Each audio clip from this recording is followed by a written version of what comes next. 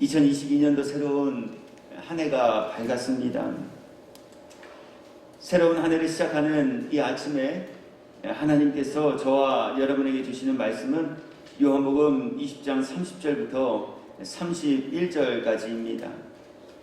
그리고 새해 첫날 이 말씀을 나누게 하신 것은 저와 여러분께서 이 한 해 사시는 동안, 아니 살아나는 모든 날 동안 예수님을 믿고 그분의 힘을 얻어 생명을 얻는 이들로 삼으시기 위함입니다. 하나님께서 저와 여러분 모두에게 새해 벽두에 이 말씀을 살피며 나누게 하신 이유는요, 책망하시기 위해서, 또 무언가 징계하시기 위해서 이러한 목적이 아니라 우리로 하여금 예수님을 믿고 그 예수님을 믿는 힘을 얻어 그 예수님을 믿는 믿음으로 말미암아 생명을 얻는 이들로 삼으시기 위함이다 라고 하는 말씀입니다. 그러므로 저는 오늘 말씀해 주시는 교훈을 함께 살피기에 앞서서 오늘 하나님께서 말씀을 나누게 하신 이유와 목적하심이 여기 있다 하시니 말씀을 나누는 저와 여러분 모두께서 예수님이 믿어지는 은혜와 복을 입은 성도가 되기를 주의 이름으로 축복합니다. 말씀 나누게 하신 이유가 여기 있으시대잖아요. 말씀 나누게 하신 이유는요, 예수님을 믿게 하기 위함이라 하셨습니다. 이것이 하나님께서 말씀을 나누게 하신 이유와 목적입니다. 그러므로 말씀을 나누는 저와 여러분 모두께서는 말씀을 나누는 동안 예수님 믿어지는 은혜와 복을 입은 성도들이 되셔야 합니다. 또 예수님을 믿어 그 이름을 힘입고 생명을 얻는 이들이 되게 하시기 위함이다 라고도 하셨습니다. 말씀을 전하는 저도, 말씀을 나누는 자리에 참여한 여러분 모두께서도 말씀을 나누는 동안 생명을 얻게 되어지는 은혜와 복 입은 이들이 되시기를 주의 이름으로 축복합니다. 예수님 우리들에게 생명 주시기 위해 이 땅에 오셨습니다. 예수 안에 있는 이들에게는 생명이 있다 하셨습니다. 그렇게 예수님을 믿는 믿음을 가졌노라 자부하는 저와 여러분 모두가 되셨다면 우리는 예수님으로 말미암아 예수님이 주시는 생명을 입는 이들이 되셔야 합니다. 그동안 생명을 입지 못하고 지내셨다면, 그동안 살았다 하는 이름은 가졌으나 실상은 죽은 자처럼 지내셨다면, 저도 여러분 모두께서도 2023년 이 한 해에는 예수님이 주시는 생명을 덧입어 호흡이 있는 이들, 예수님이 주시는 생명을 힘입어 자람의 증거들이 우리들의 삶과 신앙의 모든 여정 가운데 열매로 풍성히 맺혀지는 복되고 지혜로운 성도 모두 되기를 주의 이름으로 축원합니다. 그래서 저는 오늘부터 하나님께서 저와 여러분들에게 허락하여 주신 시간 동안 이제 요한복음의 말씀들을 함께 살피고 또 나누면서 은혜의 시간을 보내려고 합니다. 오늘은 그 첫 번째 시간으로 하나님께서는 이 요한복음을 나누게 하심을 통해 우리 모두에게 어떠한 은혜와 복을 입혀주시기를 원하고 계신가? 왜 요한복음을 저와 여러분 모두에게 이 한 해 동안, 아니 하나님이 허락하신 모든 시간 동안 나누게 하셨을까라고 하는 부분에 관한 것들을 이제 함께 살피면서 은혜 나누려고 합니다. 먼저 하나님께서는 오늘의 본문을 통해서 우리가 장차 살피면서 은혜를 나눌 요한복음과 하나님의 모든 말씀인 성경의 기록 목적에 관하여서 우리에게 교훈하여 주고 있습니다. 성경을 왜 기록해 하여 주셨을까라고 하는 것입니다. 하나님께서는 왜 하나님의 감동을 입은 사람들을 통하여서 구약성경 창세기로부터 시작하여 신약성경 요한계시록 총 66권 1189장의 말씀들을 기록하게 하시고 매주일, 매일 또 우리가 시간을 정해놓은 날들을 통하여서 이 말씀들을 살피며 나누게 하여 주셨을까라고 하는 것입니다. 그에 관하여서 오늘 본문은 이렇게 말씀합니다.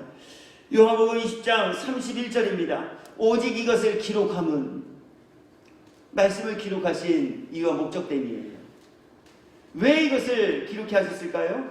앞서 말씀드린 대로 너희로 예수께서 하나님의 아들 그리스도이심을 믿게 하려 함이요. 하나님께서는 말씀을 통해 저와 여러분 모두께서 예수님을 믿는 믿음 가진 이들이 되기를 원하고 계시다고 하는 것입니다.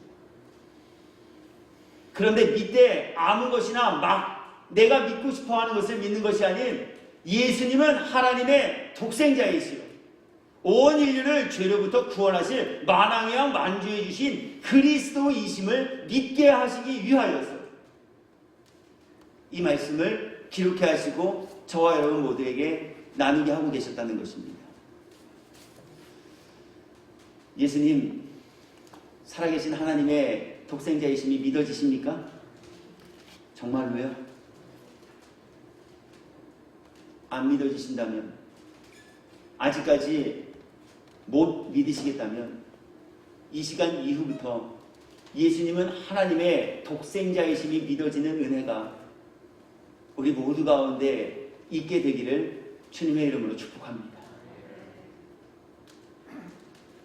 예수님은 전능하신 하나님의 독생자로서 당신의 몸을 내어주심을 통해 온 인류의 죄를 대신 담당하시고 십자가에 달려 죽으셨으나 3일 만에 부활하신 그리스도이심이 믿어지십니까?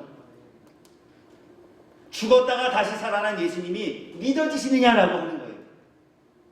정말 예수님이 죽으심 때문에 내 모든 죄가 깨끗하게 용서받게 되어지심이 믿어지시느냐라고 하는 거예요.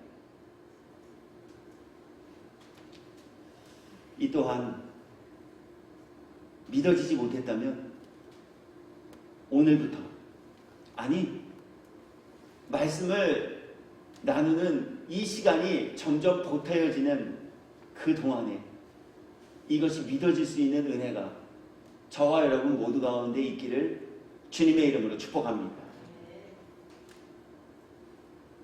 하나님께서는요, 세상과 모든 피조물들을 사랑하시기에 예수님을 믿어 이처럼 구원과 영생에 이르게 하시기 위하여서 독생자이신 예수님을 이 땅에 보내주셨습니다. 어찌어찌 하다 보니까 이 땅에 오게 되신 것이 아니라는 거예요. 요셉과 마리아가 극진히 사랑하여 부부의 연을 맺고 부부의 관계를 통해 어떻게 하다 이 땅에 태어나신 분이 예수님이 아니시라는 거예요. 예수님은 하나님의 철저하신 구원 계획을 이루시고자 하나님이 하신 모든 말씀대로 친히 이 땅에 인류 구원을 이루기 위해 찾아와 주신 분이시다라고 합니다. 요한복음 3장 16절부터 17절입니다. 하나님이 세상을 이처럼 사랑하사 이와 같이 하나님이 세상을 사랑하셨대요. 어떻게 하나님이 세상을 사랑했다 하십니까? 독생자를 주셨습니다. 독생자를 세상을 위해 내어주시면서 내가 이 세상을 이처럼 사랑한다라고 하는 그 사랑의 증표로 삼아주셨다는 거예요. 다이아몬드 반지로 사랑을 확인시켜 주신 것이 아닙니다. 우리들이 바라고 원하는 것으로 우리들에게로 행한 하나님의 사랑을 하나님께서는 확증시켜 주신 것이 아닙니다. 무엇으로도 바꿀 수 없는 독생자 예수 그리스도를 우리 모든 죄 사함의 속죄 제물로 내어주시면서 내가 너희를 이처럼 사랑한다 라고 하는 사랑의 증거물로 삼아주셨다라고 하는 말씀입니다. 그러시면서 하나님께서 인류를 구원하시기 위해 보내신 하나님과 동등되신 분이나 동등됨을 취할 것으로 여기지 아니하시는 이 예수님을 믿는 모든 자들에게 하나님께서는 영생을 약속하여 주셨습니다. 하나님이 세상을 이처럼 사랑하사 독생자를 주셨으니 이는 독생자를 주신 이유는 이러한 뜻 아니겠습니까? 그를 믿는 자마다 멸망하지 않고 영생을 얻게 하려 하십니다.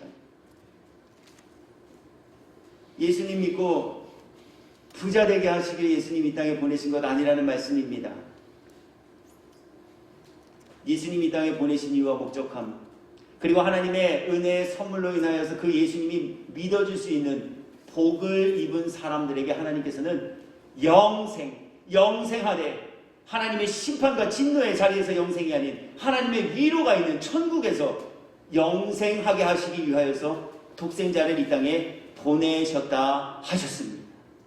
이것이 하나님께서 우리 인생들을 사랑하시는 증거라 또한 말씀하고 있습니다. 하나님이 그 아들을 세상에 보내신 것은 세상을 심판하려 하심이 아니요 그로 말미암아 세상이 구원을 받게 하려 하심이라. 아멘. 혼내키기 위해서 교회 다니는 것 같은데, 지적받고 목사 맘대로 무언가 주물르고 휘두르게 하기 위해서 설교하게 하는 것 같은데, 그렇지 않다는 거예요.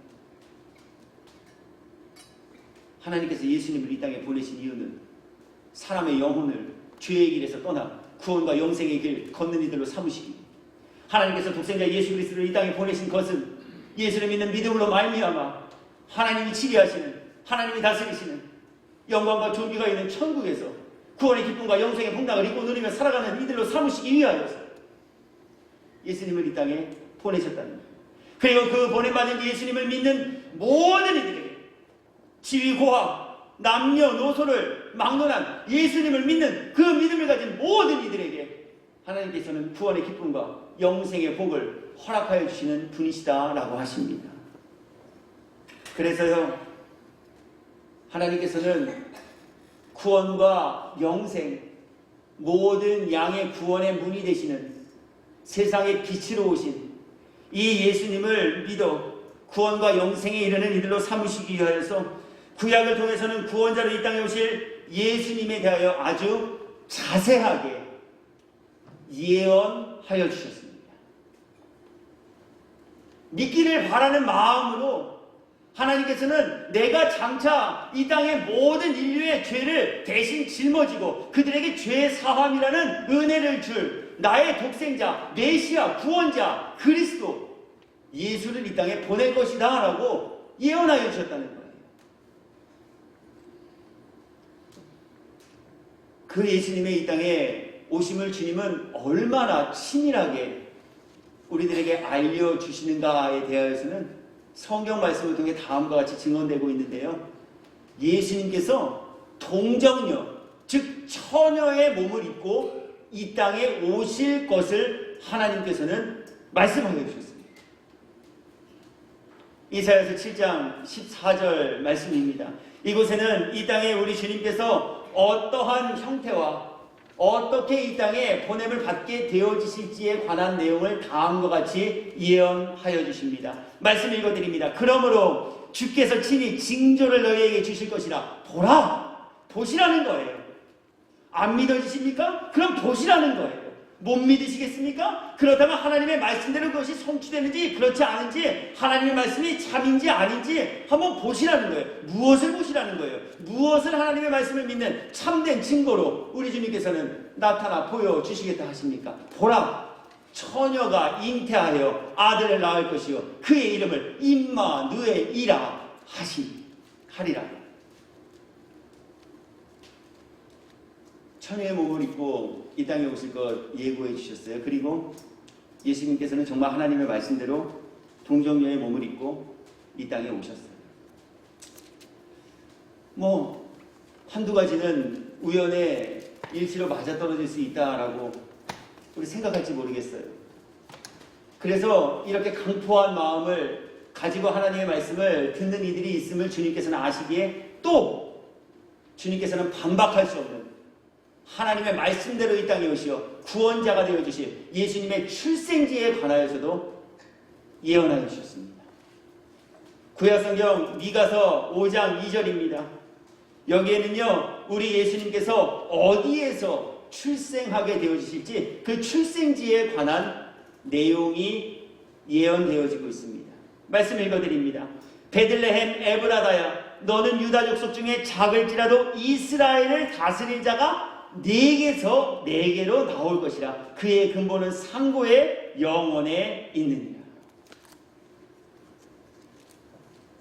이렇게까지 말씀해 주셨는데도요, 사람들이 잘 믿지 않았고 또 믿으려 하지 않았어요. 그래서 하나님께서는요, 예수님이 이 땅에 오셨을 때 사람들이 만왕의 양 만주의 주로 예수님은 오셨으나 그 예수님을 어떻게 응대할지에 관한 모습들까지도 예언해 주셨어요. 내가 구원자로 내 독생자 예수를 이 땅에 육신 입고 보낼 것인데 그는 만왕의 양 만주의 주요 그리스도요 하나님이 너희와 함께 하시는 증거인 임마누엘이라는 이름으로 너희를 찾아가게 되어질 것이나 너희는 그를 어떻게 맞이하게 될 것인가 라고 하는 것까지도 하나님께서는 예언해 주셨다라고 하는 거예요. 이사야서 53장 1절부터 3절입니다. 우리가 전한 것을 누가 믿었느냐? 여호와의 팔이 누구에게 나타나느냐? 그는 주 앞에서 자라나기를 연한 순 같고 마른 땅에서 나온 뿌리 같아서 고운 모양도 없고 품체도 없은즉 우리가 보기에 흠모할 만한 아름다운 것이 없도다. 그러시면서 만왕의 만주의 주로 오신 예수님을 믿기는커녕 예수님을 사람들은 어떻게 어떠한 마음으로 어떠한 모습으로 맞이하게 되어질 것인가라고 하는 부분에 관하여 다음과 같이 말씀합니다. 그는 멸시를 받아 사람들에게 버림받았습니다. 버림받으셨잖아요. 심지어 예수님의 제자에게까지도 예수님은 버림받으셨어요. 예수님께로부터 떡을 얻어먹었던 사람들, 예수님께로부터 병고침을 받았던 사람들, 그들이 예수님이 예루살렘에 입성하실 때 자신들에게 얻어서 얻어 호산나 다윗의 왕이여라고 찬송하며 예수님의 예루살렘 입성을 축하하고 예수님의 예루살렘 입성을 시야하며 영광을 올려드렸지만 이틀이 지난 후 그들은 돌변하여 폭군이 되어 예수님을 십자가에 못 박으라 외치는 이들이 되어져 버리고 말았다는 거예요. 버림받으셨어요. 사람들에게 멸시를 받으셨습니다. 얼굴에 침 뱉으심을 당하셨고요. 옷이 다 찢김 당함을 우리 예수님은 겪게 되어주셨다라고 하는 거예요.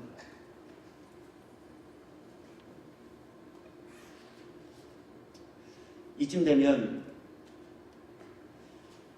믿어야 하지 않을까라는 생각 한 번쯤 가져보지 않으십니까? 앞서 말씀드렸어요. 한 가지 어떻게 하다 우연찮게 맞아 떨어질 수 있다라고 우리 생각할지 모르겠습니다만 한 가지 아니잖아요. 나심의 동네. 예수님 오셔서 이 땅에 사역하실 때 사람들이 예수님을 어떻게 생각하고 여기는가. 더 나아가서 요한복음 19장에 기록된 말씀을 보면 예수님 말씀 하나도 남김없이 예수님의 죽으심까지도 하나님이 예고하신 모든 내용을 다 성취하고 숨 거두셨어요. 이쯤 되면 신기하게 여길 만한 법도 되지 않겠습니까? 와, 어떻게 이걸 다 맞췄지? 야, 어떻게 이렇게 예언한 대로 하나도 남김없이 다 성취가 되었지? 이쯤 되면 믿어야 하지 않을까요?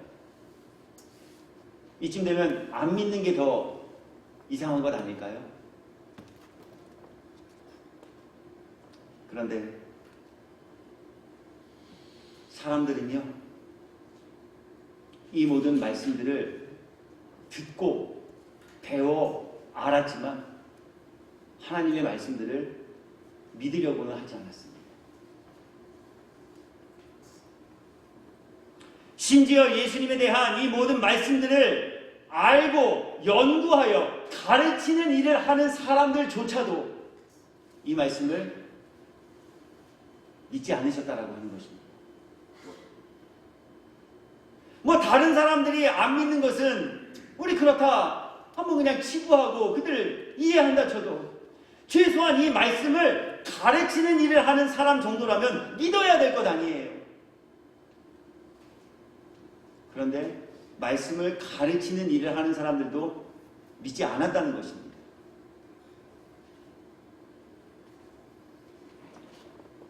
헤롯과 대제사장과 백성의 서기관들이 그랬다라고 하셨습니다. 동방의 박사들 아기 예수 탄생지 묻는 그 질문 앞에 대제사장과 백성의 서기관들이 무엇라고 대답합니까? 앞서 제가 읽어드렸던 미가서 5장 2절 말씀 가지고 헤롯에게 대답합니다. 헤롯 왕이여, 저희가 성경 연구하는 사람들입니다. 저희가 성경 가르치는 일 하는 사람들입니다.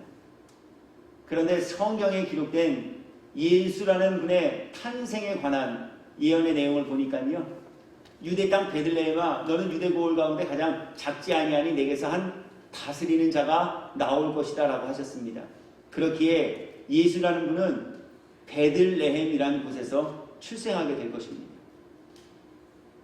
대답해 주잖아요. 혹시 베들레헴이 아닐까요? 추측이 아닙니다. 하나님의 말씀에 입각해서 하나님의 말씀으로 질문에 답변해 주었습니다. 그런데 이분들 믿지 않았어요. 에이, 목사님, 그들이 믿지 않았다는 증거가 어디 있습니까? 그들이 믿지 않았다는 증거는 바로 그들이 예수님의 탄생지가 어디인지를 알면서도 그곳에 가서 예수님을 경배하지 않았다는 것에 있습니다. 믿었다면 가야죠. 그 시와 그때를 알지 못해 말씀을 듣고 믿었으나 예수님 언제쯤 나실까 이렇게 궁금해하고만 있었다면 예수님 일깨워 주시기에 동방의 박사들 보내시잖아요. 별 연구하고 있는 사람들입니다.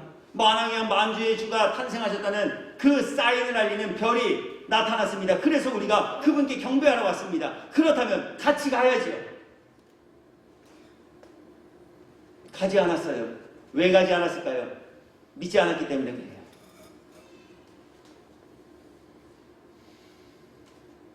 헤롯도 그랬습니다. 박사들에게 가서 아기가 태어나는 곳이 어디인지 알아낸다면 나에게도 와서 알려주십시오. 왜냐하면 나도 가서 그에게 경배하고 싶기 때문에 그렇습니다. 위선이었어요. 거짓이었어요. 믿는 척했어요. 그러나 믿지 않았어요. 그 증거는 헤롯이 박사들에게 속은 줄 알고 박사들이 찾아간 때를 기점으로 하여 2살 아래의 모든 영아들을 살해한 것으로 증명되어져.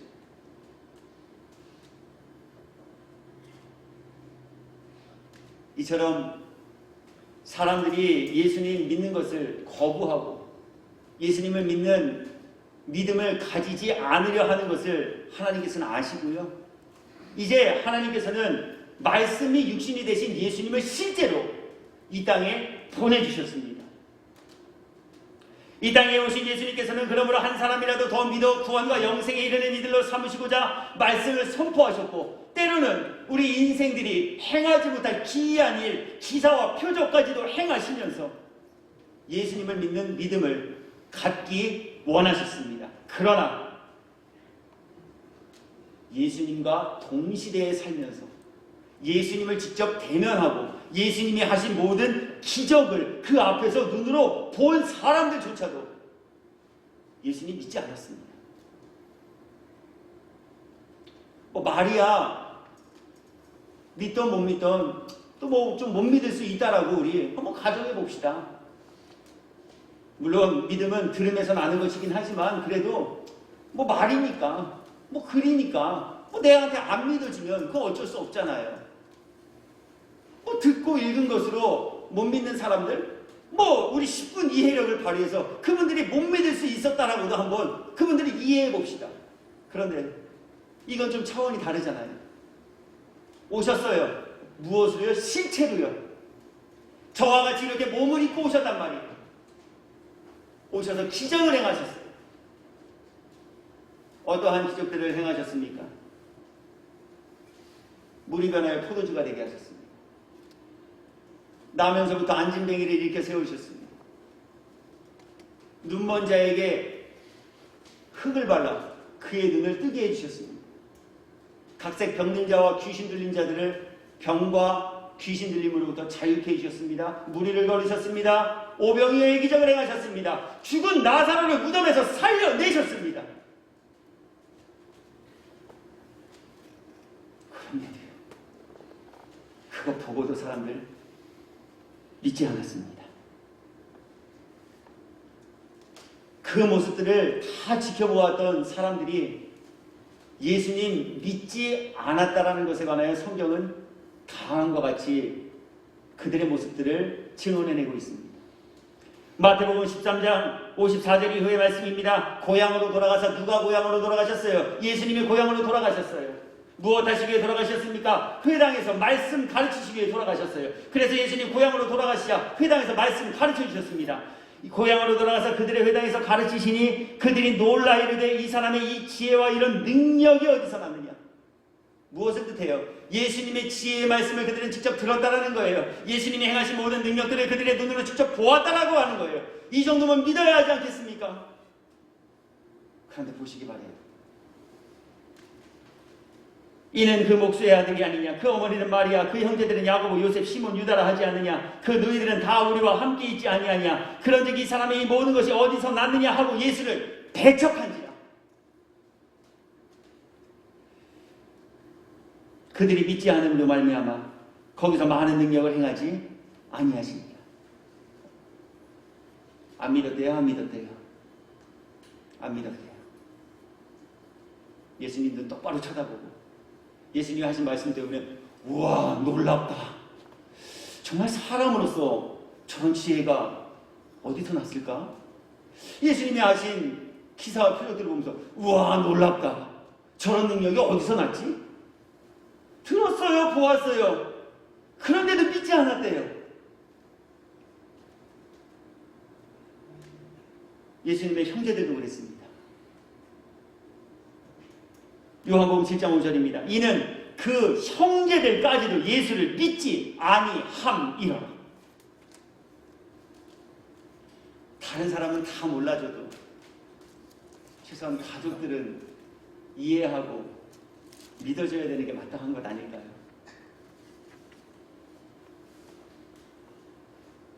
예수님의 육신의 혈육조차도 예수님 안 믿었대요. 기가 막힐 노릇 아닙니까?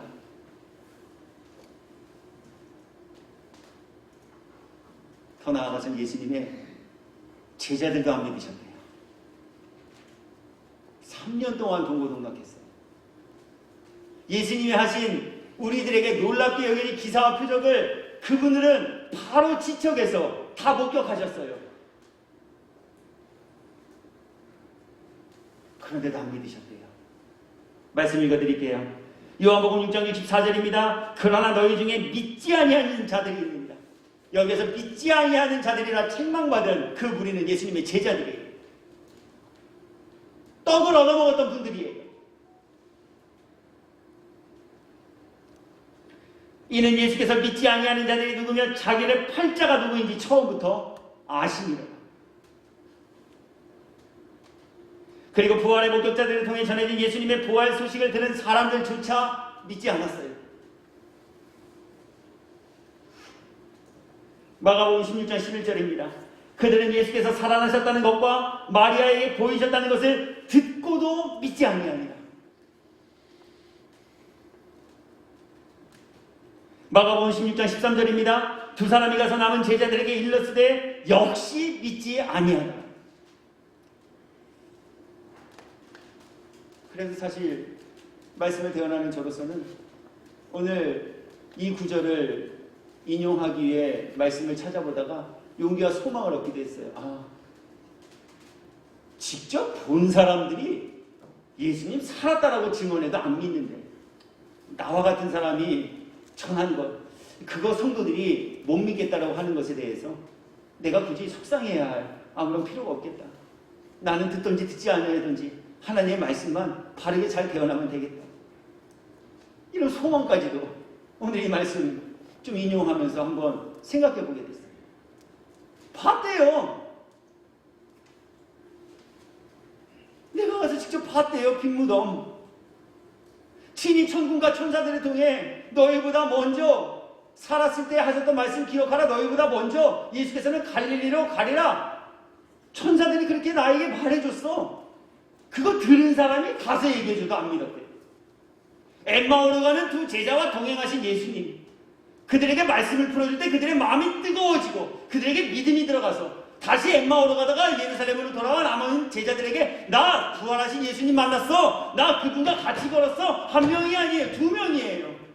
그분이 말씀해 주셨어. 우리들의 마음이 뜨거워졌어. 나 정말 믿어. 그거 얘기해 줬는데도 심지어 예수님의 제자였지만 안 믿으셨대.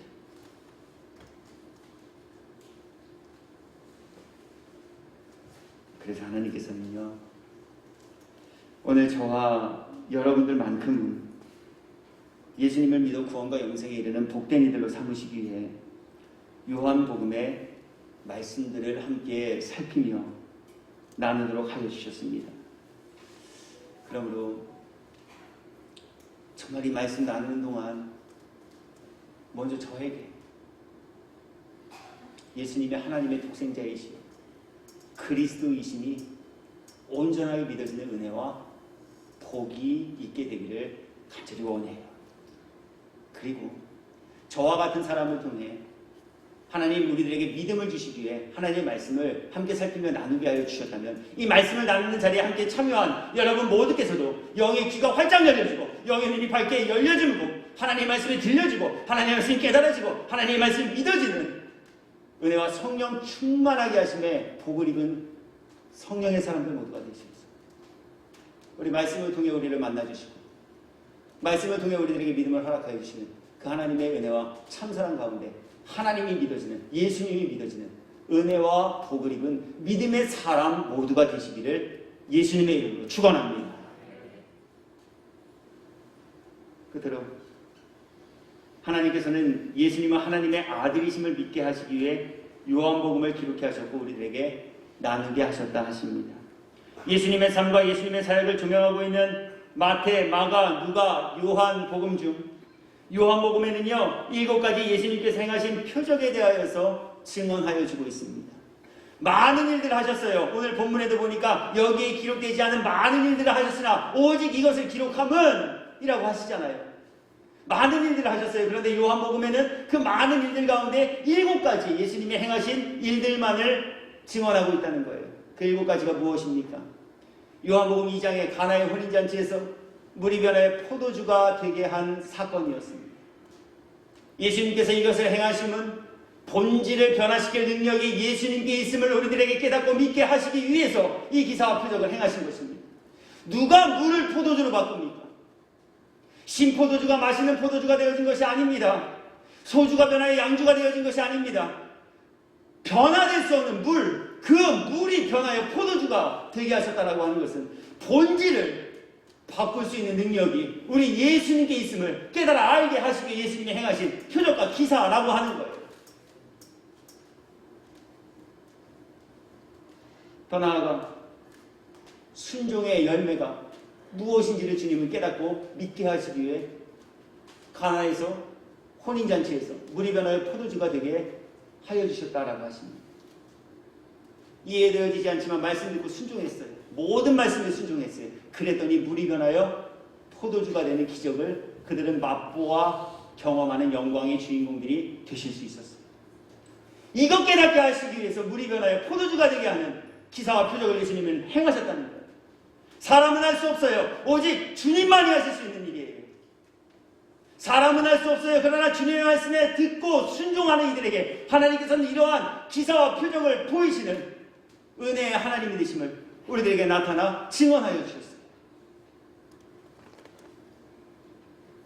또한 요한복음 4장에서는요 왕의 신하를 고치는 기사와 표적을 예수님이 행하십니다. 관계되어지는 말씀을 읽어드립니다. 요한복음 4장 46절부터 53절입니다. 예수께서 다시 갈릴리 가나에 이르시니 전에 물로 포도주를 만드신 곳이라 왕의 신하가 있어 그의 아들이 가버나움에서 병들었더니 그가 예수께 유대로부터 갈릴리로 오셨다는 것을 듣고 가서 청하되 내려오셔서 내 아들의 병을 고쳐주소서 하니 그가 거의 죽게 되었습니다. 예수께서 이르시되 너희는 표적과 기사를 보지 못하면 도무지 믿지 아니하리라. 신하가 이르되 주여 내 아이가 죽기 전에 내려오셔서 예수께서 이르시되 가라 네 아들이 살아있다 하시니 그 사람이 예수께서 하신 말씀을 믿고 가더니 내려가는 길에서 그 증거를 오다가 만나서 아이가 살아있다 하거늘 그의 아버지가 예수께서 내 아들이 살아있다 말씀하신 그때인 줄 알고 자기와 그 온 집안이 다 믿으니라. 믿는 자에게 능치 못함이 없음을 깨닫고 믿게 하시기 위해 주님 왕의 신하를 말씀으로 고쳐주시는 기사와 표적 행하셨다는 거예요. 의구심이 생기지만 진짜일까?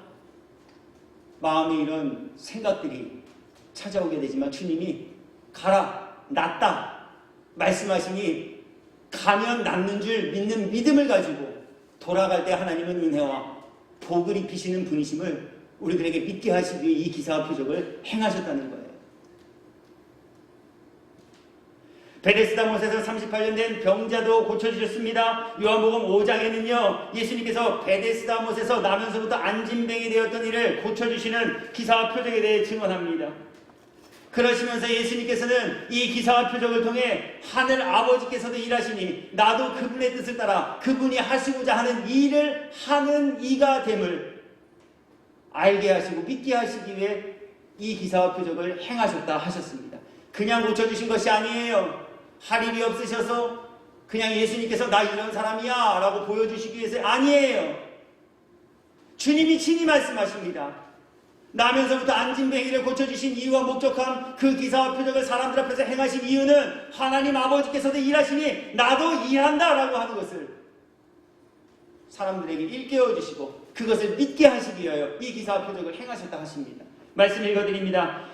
요한복음 5장 17절입니다. 예수께서 그들에게 이르시되 내 아버지께서 이제까지 일하시니 나도 일한다 하시니. 요한복음 6장에는요 오병이어 보리떡 5개와 물고기 2마리로 5,000명을 먹이시고 12광주리를 남기신 기사와 표적에 대해 증언합니다. 주님께서는 이 기사와 표적을 행하심을 통하여 예수님은 하늘로부터 내려온 생명의 떡이심을 사람들에게 깨닫고 믿게 하시기 위해 이 기사와 표적을 행하여 주셨습니다. 연말연시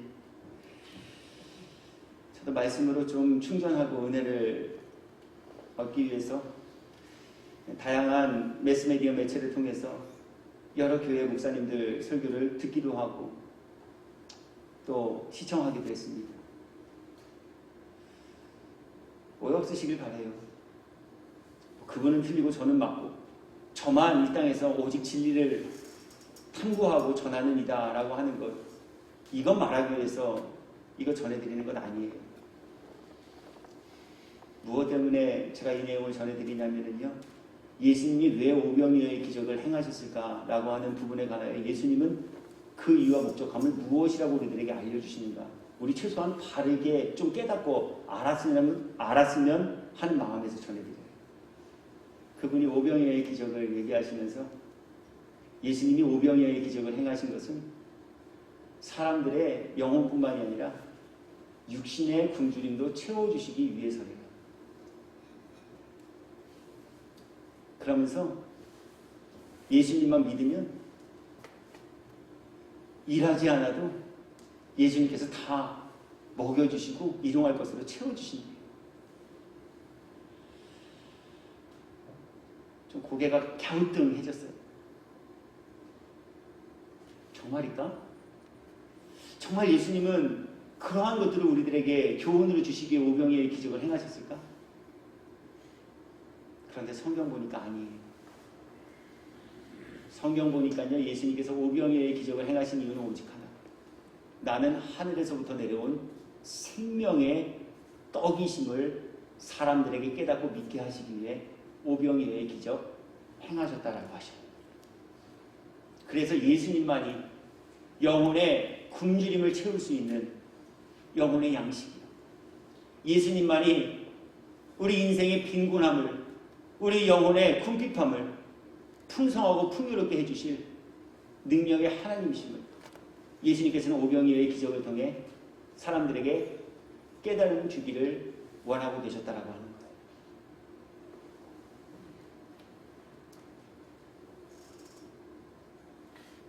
풍랑은 이는 우리 예수님은 무리도 걸으셨어요. 이 일을 통해서 우리 예수님은 자연도 다스리시는 전능하신 하나님, 두려워하는 인생들에게 위로와 평안을 허락하시는 하나님이 되심을 일깨워 주시고 믿게 하시기 위해 이 일을 행하셨어요. 심심하셔서 물이 걸어가신 것 아니에요. 다 행하신 데는 이유와 목적함이 있으신데요. 풍랑 위는 바다 위를 걸으시고 그 풍랑 위는 바다를 잔잔하게 하시는 기사와 표적을 행하신 이유와 목적은요, 예수님께서는요 자연까지도 다스리시는 전능하신 하나님이심을 제자들에게, 그리고 말씀을 듣고 있는 우리 모두에게 믿게 하시기 위해서 그 일을 행하셨다라고 하는 거예요. 말씀 읽어드릴게요. 마태복음 8장 26절부터 27절입니다. 예수께서 이르시되 어찌하여 무서워하느냐, 믿음이 작은 자들아 하시고 곧 일어나서 바람과 바다를 꾸짖으시니 아주 잔잔하게 되거늘 그 사람들이 놀랍게 여겨 이르되 이가 어떠한 사람이기에 바람과 바다도 순종하는가 하더라. 누가 지시하고 명령함으로 바람과 바다를 잔잔케 할 수 있겠어요? 주님만 하실 수 있으시고, 그거 믿게 하시기 위해 주님 이 일 행하셨다 하십니다. 끝으로 주님 날 때부터 맹인된 사람과 죽은 나사로 살려주셨어요.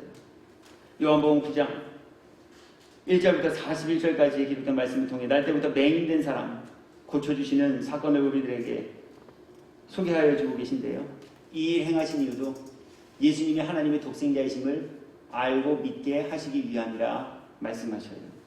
말씀 읽어드릴게요.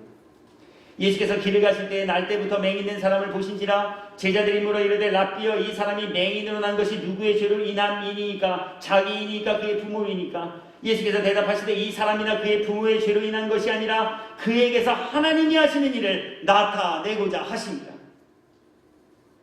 때가 아직 낮음에 나를 보내신 이의 일은 우리가 하여야 하리라. 밤이 오리니 그때는 아무도 일할 수 없느니라. 내가 세상에 있는 동안에는 세상의 빛이니.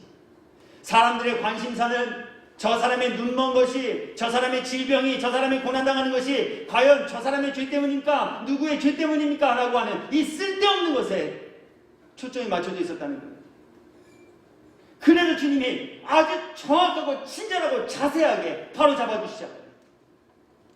그 사람 죄 때문도 아니야. 그의 부모 죄 때문도 아니야. 나면서부터 눈멀어 저렇게 힘들고 고통스러운 삶을 살아가는 그렇게 되어진 이유, 그리고 오늘 우리가 길을 걷다가 그 사람을 만나게 되어진 이유는 다른 데 있지 않아.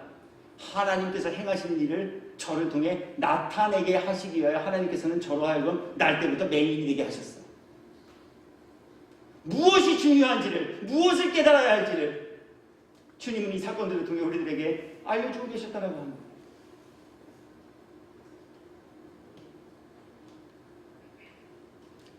이제 말씀 정리해요.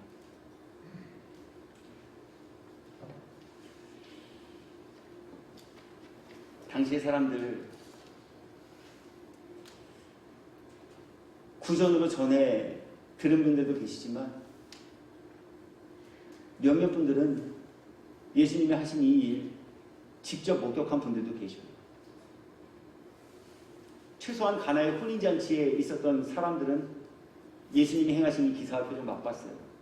최소한 떡 떼서 나눠준 5,000명은 예수님 행하신 기사와 표적 당신들 직접 잡수셨어요.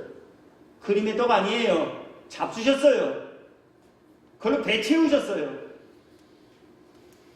최소한 예수님의 제자 12분은 예수님이 풍랑을 거치고 걸어오시는 걸 봤어요.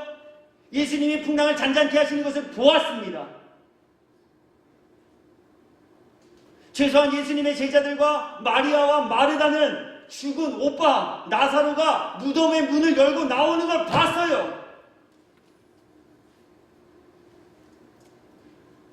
그런데도 뭐 했어요? 안 믿었대요. 우리 이쯤 되면 믿을 것 같지 않나요? 하나님 나에게 나타나셔서 그냥 저거 다른 것도 필요 없어요. 그냥 내가 기도하면 이거 로또 복권이나 1등이나 한번 당첨되게 해줘봐요. 그럼 내가 진짜 믿을게요. 그거보다 더한 일 하셨잖아요. 죽은 사람 살리셨어요. 5,000명 먹이셨어요. 그거 먹었어요. 봤어요. 들었어요. 근데 뭐예요? 안 믿으셨대요. 오늘 우리의 모습과 크게 다르지 않다라고 생각해요. 맨날 믿을 테니까 뭐 보여달래요. 맨날 믿을 테니까 좀 들어달래요. 맨날 믿을 테니까 뭐 좀 달래요.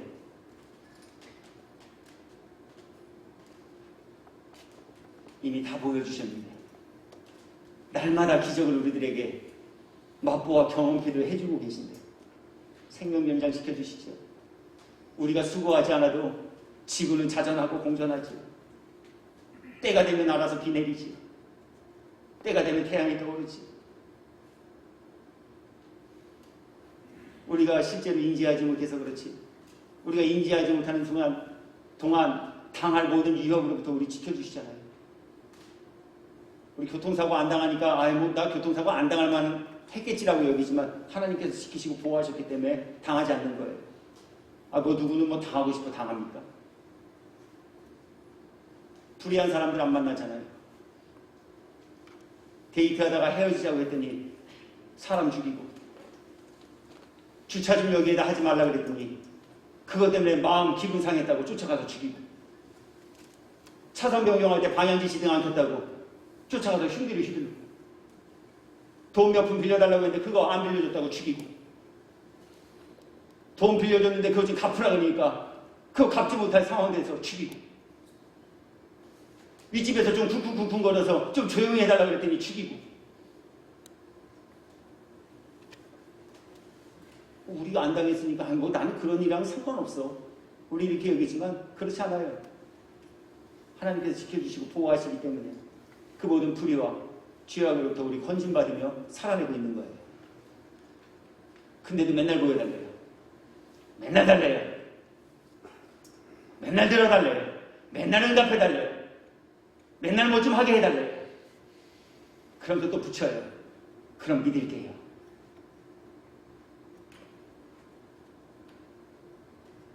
오늘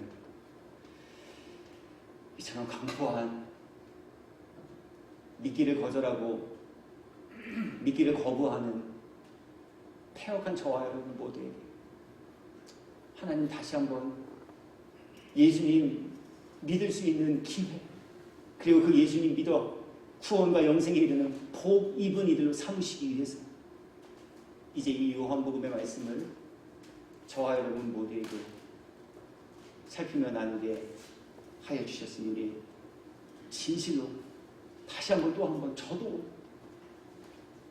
여러분 모두께서 말씀 앞에 우리의 믿음 모습 한번 점검받아 보시고, 믿음이 연약하고 믿음이 없다면, 또 믿음이 없는 것 같다면, 믿음이 없어진 것 같다면 다시 한번 말씀을 나누는 동안 믿음이 들어가고 믿음이 살아나고 믿음이 견고해지는 은혜의 분이들 모두가 되시었습니다.